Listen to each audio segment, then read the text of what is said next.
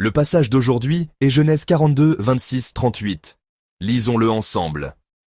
Ils chargèrent le blé sur leurs ânes et partirent. L'un d'eux ouvrit son sac pour donner du fourrage à son âne, dans le lieu où ils passèrent la nuit, et il vit l'argent qui était à l'entrée du sac. Il dit à ses frères, « Mon argent a été rendu, et le voici dans mon sac. » Alors leur cœur fut en défaillance. Et ils se dirent l'un à l'autre, en tremblant, « Qu'est-ce que Dieu nous a fait ?» Ils revinrent auprès de Jacob, leur père, dans le pays de Canaan, et ils lui racontèrent tout ce qui leur était arrivé. Ils dirent, « L'homme, qui est le seigneur du pays, nous a parlé durement, et il nous a pris pour des espions. Nous lui avons dit, « Nous sommes sincères, nous ne sommes pas des espions. Nous sommes 12 frères, fils de notre père. L'un n'est plus, et le plus jeune est aujourd'hui avec notre père au pays de Canaan. Et l'homme, qui est le seigneur du pays, nous a dit, « Voici comment je saurai si vous êtes sincères. Laissez auprès de moi l'un de vos frères. Prenez de quoi nourrir vos familles. Partez et amenez-moi votre jeune frère. Je saurai ainsi que vous n'êtes pas des espions, que vous êtes sincères. Je vous rendrai votre frère, et vous pourrez librement parcourir le pays. » Lorsqu'ils vidèrent leur sac, voici, le paquet d'argent de chacun était dans son sac. Ils virent, eux et leur père, leur paquet d'argent, et ils eurent peur. Jacob, leur père, leur dit, « Vous me privez de mes enfants, Joseph n'est plus, Siméon n'est plus, et vous prendriez Benjamin. C'est sur moi que tout cela retombe. » Ruben dit à son père, « Tu feras mourir mes 2 fils si je ne te ramène pas Benjamin. Remets-le entre mes mains, et je te le ramènerai. » Jacob dit, « Mon fils ne descendra point avec vous, car son frère est mort, et il reste seul. S'il lui arrivait un malheur dans le voyage que vous allez faire, vous feriez descendre mes cheveux blancs avec douleur dans le séjour des morts. » Amen.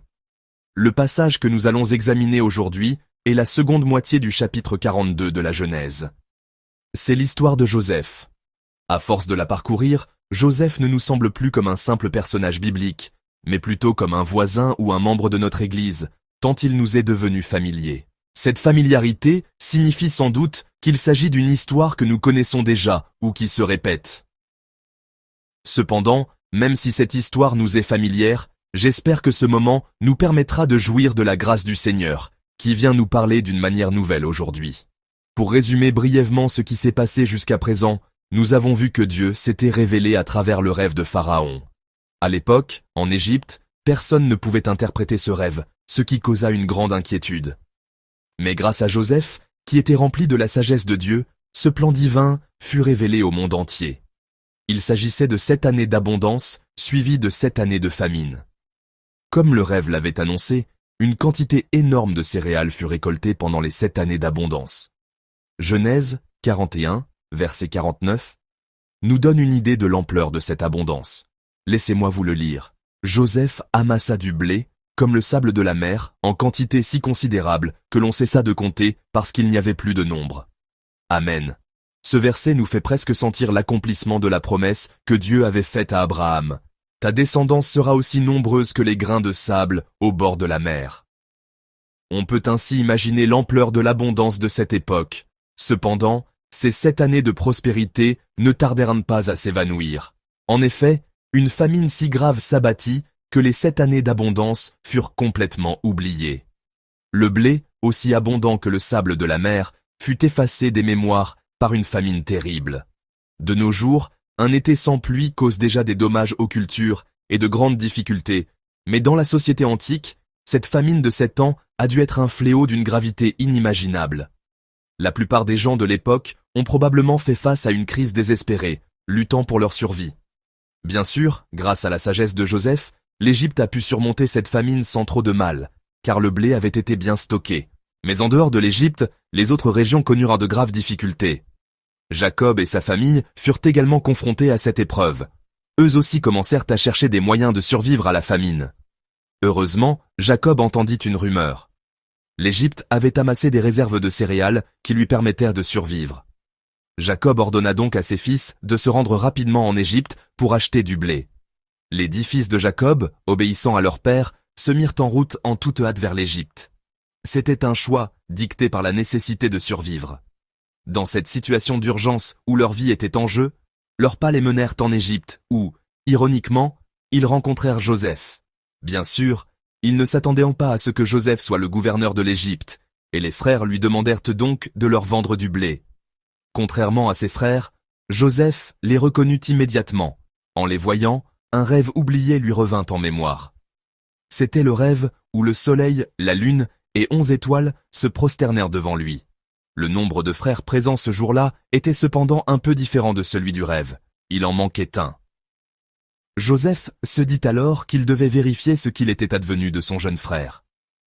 Finalement, Joseph interrogea ses frères sur leur jeune frère et leur dit qu'il ne leur donnerait pas de blé s'ils ne l'amenaient pas. Et il ne se contenta pas de leur refuser le blé. Il fit enchaîner Siméon comme otage. Face à cet ordre, les frères furent saisis de désespoir. Ils étaient revenus pour obtenir du blé, mais l'un d'eux avait été fait prisonnier, et ils devaient maintenant retourner à Canaan pour chercher leur plus jeune frère. Un sentiment d'accablement a dû les envahir. Sur le chemin du retour vers leur père, quelle ne fut pas leur surprise. En s'arrêtant dans une auberge pour donner à manger à leurs ânes, ils trouvèrent leur argent dans leur propre sac. C'était l'argent que Joseph y avait secrètement placé. La Bible ne dit rien sur la raison pour laquelle Joseph a fait cela, nous ne pouvons donc pas savoir avec certitude ce que cela signifie. Cependant, on peut interpréter cela comme une tentative de Joseph de les confronter à leur passé oublié.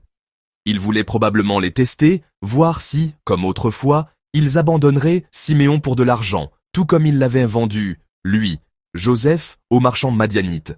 C'était peut-être un stratagème de sa part pour les amener à se souvenir du moment où ils avaient accordé plus de valeur à l'argent qu'à la vie de leur propre frère. Il est probable que, comme Joseph l'avait anticipé, les frères furent confrontés à leurs actions passées en voyant cet argent. En effet, la fin du verset 28 le montre bien. Qu'est-ce que Dieu nous a fait? Amen. Étonnamment, c'est la première fois que les frères de Joseph mentionnent Dieu. Depuis le jour où ils ont vendu Joseph jusqu'à ce moment, ils n'avaient jamais invoqué le nom de Dieu. Bien que la Bible ne mentionne pas tous leurs faits et gestes, on peut raisonnablement supposer que si la Bible est silencieuse à ce sujet, c'est parce qu'ils n'ont pas cherché Dieu. Ils avaient vécu en enfouissant leurs mauvaises actions dans un coin de leur mémoire, mais en voyant ces paquets d'argent, n'ont-ils pas été confrontés à la grandeur de Dieu, à sa crainte et à sa redoutable présence? C'est ce que nous pouvons imaginer. Ainsi, confrontés à leur passé caché, ils reprirent le chemin de Canaan. Mais ce voyage de retour a dû être encore plus pénible, encore plus difficile que le voyage aller. Arrivés tant bien que mal à destination, ils racontèrent à leur père Jacob tout ce qui s'était passé.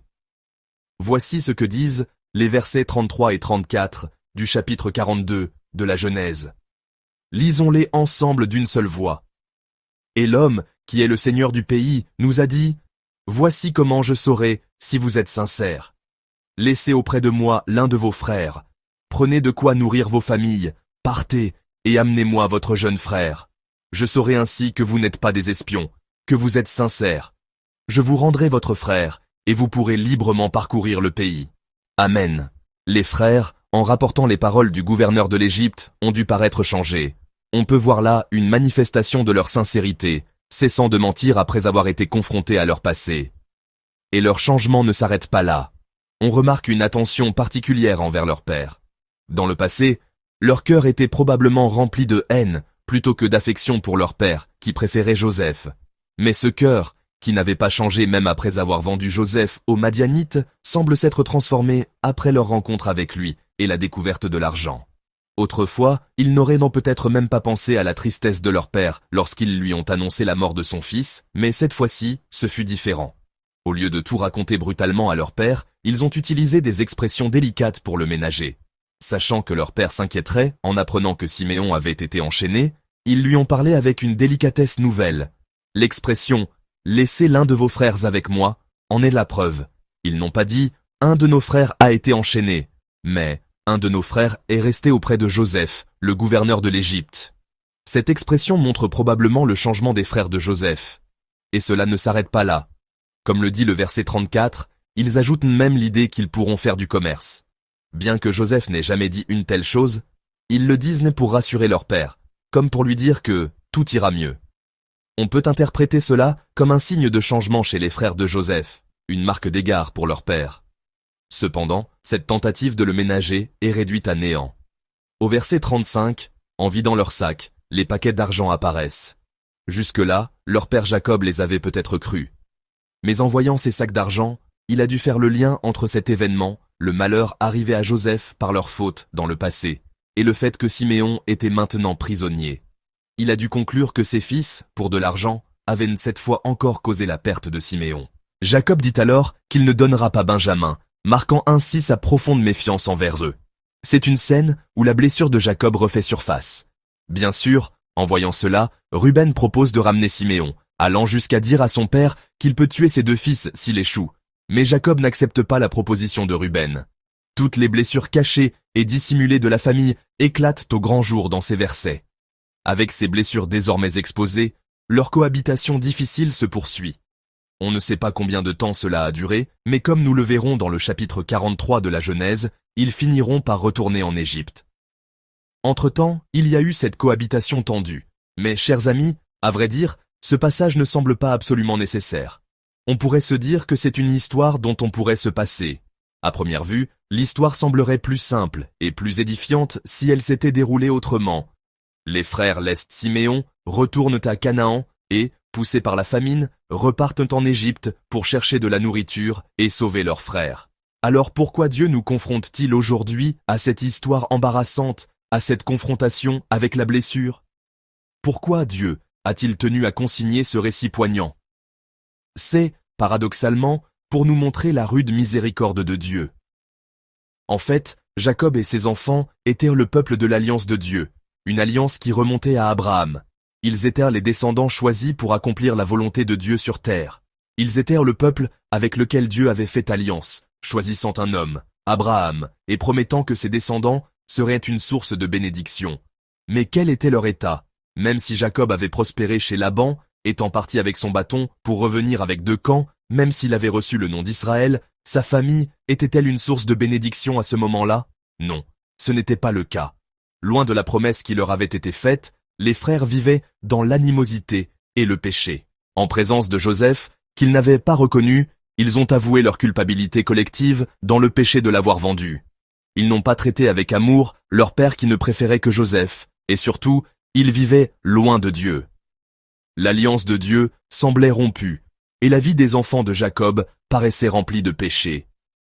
Mais Dieu, envers ceux qui l'avaient abandonné à cause du péché, montre à nouveau son amour fidèle, sa miséricorde divine. Dieu, qui a choisi Joseph comme dispensateur de vie pour sauver les nations, utilise Joseph pour les confronter à leurs péchés et à leurs blessures cachées. Cette confrontation, qui semble cruelle, les a en fait amenés à reconnaître leurs péchés et à rechercher le Dieu qu'ils avaient oublié. Que s'est-il passé finalement? Si nous regardons les versets 21 et 22 du chapitre 42, ils ont fini par affronter le fait d'avoir vendu Joseph, un acte qu'ils avaient enfoui dans leur passé. Ils ont confessé leurs propres péchés. La repentance a commencé. Puis, au verset 28 du chapitre 42, ils ont commencé à craindre Dieu. Ce n'était plus seulement le Dieu de leur père, c'est eux qui ont commencé à reconnaître son action dans leur vie. Ensuite, au verset 33, ils ont commencé à montrer une délicatesse envers leur père, et finalement, ils ont sauvé Siméon et se sont réconciliés avec Joseph, montrant un changement remarquable. Désormais, ils ont enfin commencé à se comporter comme le peuple de Dieu, comme les enfants de la promesse. Souvent, quand nous nous blessons, nous mettons un pansement, nous désinfectons et nous appliquons un pansement. Mais ce n'est pas parce qu'il y a un pansement que la blessure est guérie. Il faut continuer à l'enlever, à désinfecter et à le changer. Mais nous ne le faisons pas. Même si la plaie s'infecte et pourrit à l'intérieur, il nous arrive de vivre en pensant que tout est déjà guéri. Comme les frères de Joseph, nous avons cette tendance en nous. Le péché commis contre Dieu, les moments où nous nous sommes éloignés de lui, le fait de ne pas aimer notre prochain et de lui avoir fait du mal, et bien d'autres choses encore sont en nous. Et pourtant, nous mettons un pansement dessus et nous vivons comme si de rien n'était. Même si l'intérieur pourrit et que l'odeur du péché nous éloigne de Dieu, nous nous détournons en disant « Je vais bien ». C'est à nous que Dieu s'adresse aujourd'hui à travers sa parole. Il nous dit que nous devons affronter nos blessures, affronter nos péchés, retirer le pansement et nous purifier à nouveau par le sang précieux de la croix. Dieu nous montre que nous devons affronter le péché, affronter notre douleur. Bien sûr, ce n'est pas facile. Mais nous savons que ce n'est qu'en retirant le pansement, qu'en affrontant à nouveau cette douleur, que nous pouvons enfin guérir. C'est ce que Dieu nous demande aujourd'hui, car c'est la seule voie qui nous sauve vraiment. C'est la voie qui nous permet d'accomplir fidèlement l'alliance que Dieu nous a accordée. Et c'est pourquoi Dieu nous le demande aujourd'hui. Alors, mes frères et sœurs, si à travers la parole de ce jour, il y a des péchés que nous avons couverts dans le passé, s'il y a des blessures et des douleurs, je vous invite à prier et à présenter nos blessures devant le Seigneur. J'espère que nous pourrons nous appuyer à nouveau sur l'amour du Seigneur pour y faire face. Et en demandant le pardon du Seigneur, en demandant pardon à notre prochain, et en pardonnant aussi, puissions-nous ainsi nous approcher du Seigneur. Retirons le pansement que nous avons gardé si longtemps. Affrontons cette douleur qui semble cruelle, et expérimentons maintenant la miséricorde du Seigneur. Quand nous affronterons ainsi nos blessures devant le Seigneur, rappelons-nous que la grâce de Dieu, qui a restauré les frères de Joseph pour qu'ils puissent enfin être appelés le peuple de Dieu, se déploiera aussi pour nous. Puissions-nous ainsi vivre en tant que peuple de Dieu. Je vous bénis, au nom du Seigneur. Amen.